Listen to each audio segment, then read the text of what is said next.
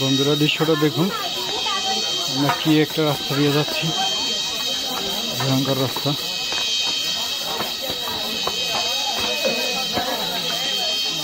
তুলছু পাহাড়,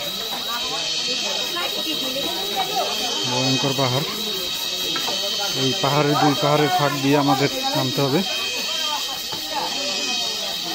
খুবই অ্যাডভেঞ্চিং, এটা খুবই কষ্টসাধ্য ব্যাপার।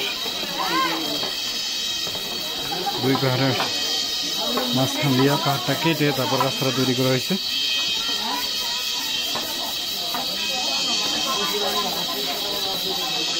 আমি আর আপনাদের দেখাতে পারছি না, আমি খুবই ক্লান্ত বন্ধুরা।